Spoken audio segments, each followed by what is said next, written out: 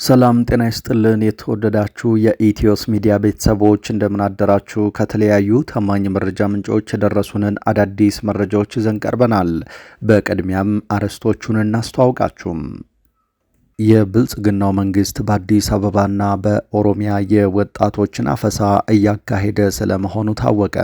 በሁለቱም አካባቢዎች የሚካሄደው እስር ደግሞ የተለያዩ ምክንያቶች ቀርበውለታል። በዝርዝር የምንመለከተው ቀዳሚው ጉዳይ ነው። በኢትዮጵያ ለመጀመሪያ ጊዜ የአዲስ አበባ ተማሪዎች ክልል አቀፍ ፈተናን በአፋን ኦሮሞ ሊፈተኑ ነው። በጉዳዩ ላይ የፈረሙት ኃላፊ አነጋጋሪ ምላሽን ሰጥተዋል። ተጨማሪው ተዘጋጅቷል። የፓርላማ አባላቱ አድዋ ሙዚየም የተካሄደ ፕሮግራም ላይ እንዳይገቡ ተከለከሉ። ከፓርላማው ምንጮች የደረሰን ይህ መረጃ ብዙዎችን አነጋግሯል። በዝርዝር ትሰሙታላችሁ። በረከት ገበሬዋ ለእስር የተዳረገችበት ምክንያት ዝርዝሩ ይፋ ሆኗል። ከቅርብ ጊዜ ወዲህ ስማቸው በመደበኛው ሚዲያና በማህበራዊ ሚዲያ ገዝፎ ከወጡ ባለሀብቶች መካከል በቅጽል ስሟ በረከት ገበሬዋ፣ ሙሉ ስሟ ደግሞ በረከት ወርቁ አደራ በመባል የምትታወቀው ግለሰብ ትገኝበታለች። ይህች ግለሰብ ከሰሞኑ መታሰሯ ተነግሯል። የእስሩ ዝርዝር ወጥቷል። ትሰሙታላችሁ። ክቡራትና ክቡራን እነዚህንና ሌሎችንም መረጃዎች በስፋት ይዘናል። ሰብስክራይብ፣ ላይክ እና ሼር እያደረጋችሁ እስከ መጨረሻው ተከታተሉን። በቀጥታ ወደ ዝርዝር መረጃው። አገዛዙ በአዲስ አበባና በኦሮሚያ የወጣቶችን አፈሳ እያካሄደ መሆኑ ተገለጸ። በሁለቱም አካባቢዎች የሚካሄደው እስር ደግሞ የተለያዩ ምክንያቶች ቀርበውበታል። የብልጽግናው አገዛዝ ለውትድርና የሚማግዳቸውን ወጣቶችን ከየሰፈሩና ከየቤቱ እየለቀመ ሲያስር ይህ የመጀመሪያው አይደለም። አሁን ይህንኑ ተግባሩን በአዲስ አበባና በኦሮሚያ ክልል እየቀጠለበት ሲሆን ወጣቶችን ከቤትም ከመንገድ ላይም ሆነ ከመዝናኛ ስፍራዎች ላይ እያፈሰ እየወሰደ መሆኑ ታውቋል። በአዲስ አበባ የሚታፈሱ ወጣቶች ለእስር እየተዳረጉና እየታፈሱ ያሉት በሁለት ምክንያቶች ነው የሚሉት አንድ የአዲስ አበባ ፖሊስ አባል ከነዳጅ ጭማሪ ጋር በተያያዘ አመፅ ታካሂዳላችሁ በሚልና ወደ ወታደራዊ ማሰልጠኛ ለማስገባት ነው ብለዋል።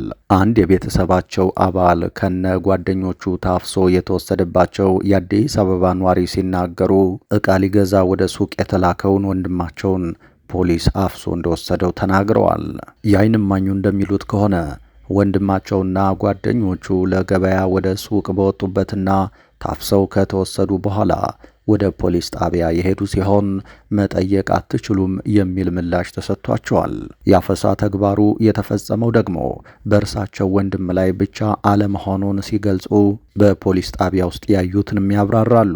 ይህ የአዲስ አበባ ወጣቶች እስራት የተካሄደው በትናንትናው ዕለት የተጨመረው የነዳጅ ዋጋን ተከትሎ ሕዝቡ እንዳያምፅ ለማስጠንቀቅ ነው የሚሉት ያነጋገርናቸው አንድ የአዲስ አበባ ፖሊስ አዛዥ በአፈሳ ከያዝናቸው ውስጥ ለውትድርና የሚመለመሉና ለመከላከያ ሰራዊቱ ተላልፈው የሚሰጡ እንደሚኖሩም ከበላይ አካል ተነግሮናል ይላሉ። ይህንንም የተጎጂ ቤተሰቦች አረጋግጠዋል። በተመሳሳይ በኦሮሚያ ክልልም በተለያዩ ከተሞች የወጣቶችና ታዳጊዎች አፈሳ ተጧጡፏል የሚሉት ነዋሪዎቹ ዓላማውም ወጣቶቹንና ታዳጊዎቹን ወደ ውትድርና ማሰልጠኛ ካምፖች ማስገባት ስለመሆኑ አረጋግጠዋል። በተለይ በአዳማና አርሲ አፈሳው ከፍቷል የሚሉት ነዋሪዎቹ ለአካለ መጠን የደረሱ ልጆቻቸው ለጭንቀት የዳረጓቸው ወላጆች በርክተዋል ብለዋል። አንድ የዓይን እማኝ እንደተናገሩት ከሆነ አሁን ያለው ሁኔታ ማንም ወጣት ከቤቱ ወጥቶ ስለመመለሱ እርግጠኛ የሚሆንበት አይደለም በማለት ገልጸውታል። ለአብነትም አንድ ወጣት ከወላጅ እናቱ ጋር በመንገድ ላይ ስለተገኘ ብቻ በመንግስት ወታደሮች ከእናቱ ተነጥሎ ሲወሰድ መመልከታቸውን የገለጹት የክልሉ መንግስት ወጣቶችን እያፈሰ ያለው ለውትድርና አገልግሎት ለመመልመል እንደሆነም ታውቋል። በዚህም ወጣቶቹ ለስራና ለትምህርት በወጡበት ባልታሰበ ሁኔታ ወዳልታወቀ ቦታ እየተያዙ እየተወሰዱ ስለመሆኑ ተረጋግጧል። መረጃዎች የሚያሳዩት ወጣቶቹ ለውትድርና ተብለው ቢታፈሱም በዋናነት ግን ለክልሉ ሚሊሻነት እንዲሰለጥኑ መታዘዙን ነው የተሰማው። በሌላ መረጃ በኢትዮጵያ ለመጀመሪያ ጊዜ የአዲስ አበባ ተማሪዎች ክልል አቀፍ ፈተናን በአፋን ኦሮሞ ሊፈተኑ ነው። በጉዳዩ ላይ የፈረሙት ኃላፊም አነጋጋሪ ምላሽን ሰጥተዋል። የዘንድሮ የሚኒስትሪ ፈተናዎች ላይ አፋን ኦሮሞ እንደሚካተት የከተማው አስተዳደር አሳውቋል። ውሳኔው ዓለም አቀፍ ትምህርት ቤቶችንም ይመለከታል ተብሏል። በዘንድሮው ዓመት የስምንተኛና ስድስተኛ ክፍል ተማሪዎች በሚወስዱት ክልል አቀፍ የሚኒስትሪ ፈተናዎች ላይ አፋን ኦሮሞ እንደሚካተት የወይዘሮ አዳነች አበቤ አስተዳደር የትምህርት ቢሮ አስታውቋል። ይኸው መመሪያ በሁሉም ክፍለ ከተሞች እንደሚከናወን ከተጻፈው ደብዳቤ ላይ ተረድቻለሁ ያለው ሪፖርተር ጋዜጣ በመንግስት ትምህርት ቤቶች ብቻ የተገደበ እንዳልሆነም አስገንዝቧል። በመንግስት በግልና ዓለም አቀፍ አስፈታኝ ትምህርት ቤቶች ውስጥ ተፈጻሚ እንዲሆንና ትምህርት ቤቶችም ለዚህ እንዲዘጋጁ ማሳሰቢያ ተሰጥቷልም ብለዋል። ይህንን መመሪያ ያስተላለፈውን መስሪያ ቤት የሚመሩ ሹማምንት ግን የተለያየ አስተያየትን እየሰጡ ናቸው። ደብዳቤውን የፈረሙት የቢሮ ምክትል ኃላፊ አቶ ውድነህ ኤልጫላ ጉዳዩ እርሳቸውን ሳይሆን ሌላ ሰውን እንደሚመለከተው ገለጹልኝ ያለው የሪፖርተር ዘገባ፣ የቢሮው የሕዝብ ግንኙነት ኃላፊ ደግሞ ስለ ጉዳዩ ማጣራት ይኖርብኛል በማለት ነገሩን አልፎታል ብለዋል። በሌላ መረጃ የፓርላማ አባላቱ አድዋ ሙዚየም የተካሄደ ፕሮግራም ላይ እንዳይገቡ ተከለከሉ። በብዙ ሀገራት የህዝብ ተወካዮች በቀጥታ በህዝብ የሚመረጡ ስለሆነ ከፍተኛ ቦታ ይሰጣቸዋል። መሪዎችን ከመሞገት ጀምሮ እስከ ህግ ማስቀየር ይደርሳሉ። በሀገራችን ኢትዮጵያ ግን የፓርላማ አባላት በአንድ ወቅት መሪዎችን በውይይት ወቅት ሲሞግቱ በቴሌቪዥን መስኮት ተመልክተን እናውቅ ይሆናል እንጂ ከፍተኛ ተጽዕኖ ሲያሳድሩ አይታዩም። እንዲያውም እጅ ከማውጣትና ከማጨብጨብ ያለፈ ነገር ሲሰሩ አይታዩም የሚል ወቀሳ ከህዝብ ሲነሳባቸው ይታያል። በትናንትናው ዕለት ደግሞ የህዝብ ተወካዮች ከተለመደው ስርዓት ውጪ ከተጋበዙበት አንድ ፕሮግራም በር ላይ እንዲመለሱ መደረጋቸውን ሚዲያችን አረጋግጧል። በዕለቱ ትውልድን በስነ ምግባር ተቋምን በአሰራር በሚል መሪ ቃል በአድዋ ሙዚየም አንድ ፕሮግራም ተካሂዶ ነበር። ፕሮግራሙ 22ኛው ዓለም አቀፍ የጸረ ሙስና ቀን በዓል የማጠቃለያ መርሃ ግብር ሲሆን ምክትል ጠቅላይ ሚኒስትር ተመስገን ጥሩነህና ሌሎች ባለስልጣናት ተገኝተው ነበር። ይሁንና ፕሮግራሙ ላይ በክብር የተጠሩ የምክር ቤት አባላትና ሌሎች ከፍተኛ የመንግስት አመራሮች አዳራሹ ውስጥ እንዳይገቡ መከልከላቸውን በስፍራው የነበሩ የመረጃ ምንጮች ተናግረዋል። ቀድመው ምክትል ጠቅላይ ሚኒስትሩ ስለገቡ መግባት አትችሉም ተብለው እንዲመለሱ ተደርገዋል ያሉት የመረጃ ምንጭ ድርጊቱ ህዝብ የመረጣቸው የህዝብ እንደራሴዎች ላይ መፈጸሙ አነጋጋሪ ሆነዋል ብለዋል።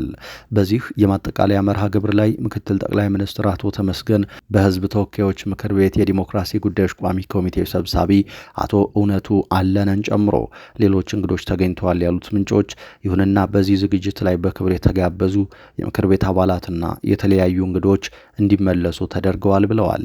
ሌላ ድርጊቱን የታዘበ ግለሰብ እነዚህ የህዝብ ተወካዮች በብዙ መቶ ሺህ የሚቆጠር ህዝብ የመረጣቸው የህዝብ እንደራሴዎች እንጂ ሹመኞች አይደሉም፣ እነሱን በዚህ መልኩ ማስተናገድ የመረጣቸውን ህዝብ ጭምር መናቅ ነው በማለት ድርጊቱ ብዙዎችን እንዳሳዘነ ተናግረዋል።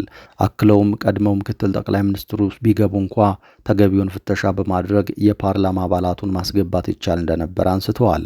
ከአድዋ ሙዚየም በር ላይ እንዲመለሱ ከተደረጉት መሃል ሁለቱን ለማናገር ሙከራ ብናደርግም ስማቸው እንዳይጠቀስ ጠይቀው ለሚዲያችን ከመናገር ተቆጥበዋል። በሌላ መረጃ በረከት ገበሬዋ ለእስር የተዳረገችበት ምክንያት ምንድን ነው? ዝርዝሩ ወጥቷል። ከቅርብ ጊዜ ወዲህ ስማቸው በመደበኛው ሚዲያና በማህበራዊ ሚዲያ ገዝፎ ከወጡ ባለሀብቶች መካከል በቅጽል ስሟ በረከት ገበሬዋ ሙሉ ስሟ ደግሞ በረከት ወርቁ አደራ በመባል የምትታወቀው ግለሰብ ትገኝበታለች። ግለሰቧ ጠቅላይ ሚኒስትር አብይ አህመድን አስመልክቶ ከጥቂት ወራት በፊት እኔን ሁሌ የሚያስጨንቀኝ የሚያሳስበኝ ነገር ጠቅላይ ሚኒስትራችን ደከመኝ፣ በቃኝ፣ ትንሽ ልረፍ፣ እስቲ እንዳባት ወደ ልጆቼ ወደ ቤተሰቤ ልመለስ ቢል ምን ይውጠናል? ማን ነው እሱን የሚተካው? ማን ነው ይሄን ሁሉ ጥንቅጡ የወጣ ፖለቲካ የሚያቻችለው? ማን ነው? እግዚአብሔር ለኢትዮጵያ ሲል ከእኔ ዕድሜ ቀንሶ ይስጥ በሚል ንግግሯ የብዙዎች መነጋገሪያ ሆና ነበር። በረከት በእርሻ ስራ ላይ የተሰማራች የብርታት ተምሳሌት የሆነች የኢትዮጵያ ሴት ባለሀብቶች ተምሳሌት እና የስራ ዕድል ፈጣሪ ተደርጋ በብዙዎች ዘንድ ትወሰድ ስለነበር የመታሰሯ ዜና ከ3 ሳምንት በፊት ይፋ ሲሆን ብዙዎችን አስገርሞ ነበር። እስሩ ይፋ በሆነበት ቅጽበት አንዳንዶች በረከት ገበሬዋ እስር ቤት የገቡት በሾፌሯ ምክንያት በተፈጠረ ቀላል ችግር ነው፣ በቅርቡ ትፈታለች የሚል ማረጋጊያ የሚመስል መረጃ ማህበራዊ ሚዲያ ላይ በስፋት ሲለቁ ተስተውለው ነበር። ሚዲያችን በዚህ ዙሪያ ያደረገው ክትትል እንደሚያሳየው ግን ጉዳዩ ከሾፌርም ሆነ ከሌላ አካል ጋር የተገናኘ ሳይሆን ግለሰቧ በከባድ ዓመታትን በፈጀና ረጅም ሰንሰለት ባለው የማጭበርበር ድርጊት ላይ ተሳትፋለች በሚል ተጠርጥራ መሆኑ ተረጋግጧል። ጉዳዩ ምን ይሆን? ዋናው ጉዳይ የግብርና ምርቶችን የሚያቀርበውና የሚያከፋፍለው ድርጅቷ ውስጥ ለበርካታ ሺህ ሰው በረከት ገበሬዋ የሸጠችው ሼር እንደሆነ ሚዲያችን ከመንግስትና ጉዳዩን ከሚያውቁ ሌሎች የመረጃ ምንጮች አረጋግጧል። በመጀመሪያ 45 ሰዎች ገደማ ከፍተኛ መጠን ያለው ብር ይዛ ተሰወረችብን በሚል የተጀመረ ምርመራ ነበር። በኋላ ሲጣራ ለማየት እንደተቻለው በሼር ሽያጭ ዙሪያ የወጡ ደንቦችን በመተላለፍ ጭምር 2 የሽርክና ውሎችን በማዘጋጀት ስትሸጥ ተገኝታለች የሚሉት የመንግስት ምንጮች ናቸው። በዚህ መሰረት በመጀመሪያው ምድብ 1 ሚሊዮን ብር፣ በሁለተኛው ምድብ 500 ሺህ ብር ሼር በስፋት ሲሸጥ መቆየቱ ታውቋል። 45 ሰዎች የመጀመሪያዎቹ ሆኑ እንጂ ምናልባትም በመቶዎችና በሺዎች የሚቆጠሩ ግለሰቦች የድርጊቱ ሰለባ ሳይሆኑ እንዳልቀረ መረጃዎች ያሳያሉ። ይህም ከበርካታ መቶ ሚሊዮኖች እስከ ቢሊዮኖች በዚህ መልኩ በግለሰቧ ሳይሰበሰብ እንዳልቀረ ተገምቷል። ስራው እንደ ፒራሚድ ሺም ቀድመው ሼር የገዙ ሰዎች ሌሎች ሰዎችን እንዲያመጡ የማድረግ አካሄድ እንደነበረው አንድ ጉዳዩን በቅርበት የተከታተሉ የመረጃ ምንጭ ያስረዳሉ። ከአንድ ቤተሰብ በ2፣ 3 እና 4 ሰው ስም ሼር የገዙ አሉ።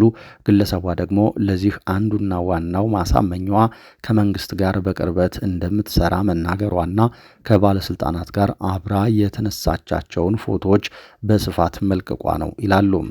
ሚዲያችን ገንዘባቸውን ከከፈሉ ሰዎች እንደተረዳው በረከት ገበሬዋ በተለይ ከጠቅላይ ሚኒስትር አብይ አህመድ ከደህንነት ቢሮ ኃላፊ አቶ ሬድዋን ሁሴንና ከፌዴራል ፖሊስ ኮሚሽነር ጀነራል ደመላሽ ገብረ ሚካኤል ጋር የቅርብ ትውውቅ እንዳላት በስፋት ስትናገርና ህዝብን ለማሳመን ስትጠቀምበት ነበር።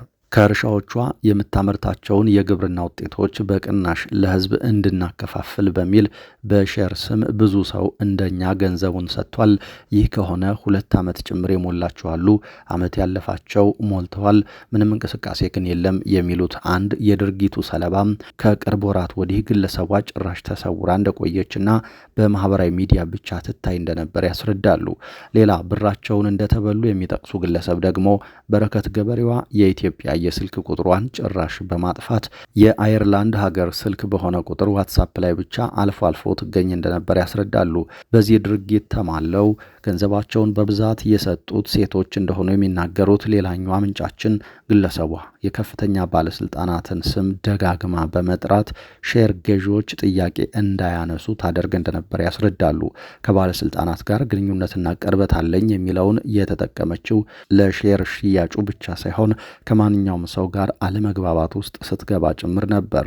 ባለስልጣናት የእሷ ማስፈራሪያ ነበሩ የሚሉት የመንግስት የመረጃ ምንጭ በዚህ ሁኔታ በርካታ ሌሎች ያልተደረሰባቸው ጉዳዮችም አሁን ወደፊት እየመጡ መሆኑን ለሚዲያችን ተናግረዋል። ለምሳሌ በኦሮሚያና በአፋር ክልል በኢንቨስትመንት ስም የወሰደቻቸው ትላልቅ ስፋት ያላቸው መሬቶች ጭምር በሽያጭና በማይታወቁ ውሎች ስማቸው ከበረከት ገበሬዋ ወደ ሌሎች ሲተላለፍ እንደነበር መረጃዎች ለሚዲያችን ደርሰዋል። በረከት ገበሬዋ የዛሬ 2 ዓመት የጠቅላይ ሚኒስትር አብይ አህመድ የመደመር ትውልድ መጽሐፍን በ50 ሺህ ዩሮ ገዝታ ነበር። እንደዚህ አይነት ድርጊቶች በተለይ የሚፈጸሙ ወንጀሎችን ለመሸፈን ሲውሉ ይስተዋላል የሚሉት ምንጮች በቅርቡ የኬና ሆቴል ባለቤትም በተመሳሳይ በቁጥጥር ስር መዋላቸውን አስታውሰዋል። የተወደዳችሁ አድማጭ ተመልካቾቻችን ለዚህ ሰዓት ያዝናቸው አዳዲስ መረጃዎች እነዚህ ነበሩ። ከቆይታ በኋላ በሌሎች መረጃዎች ድጋሜ እንመጣለን። እስከዛው በያላችሁበት ሰላም ጊዜ ተመኘን።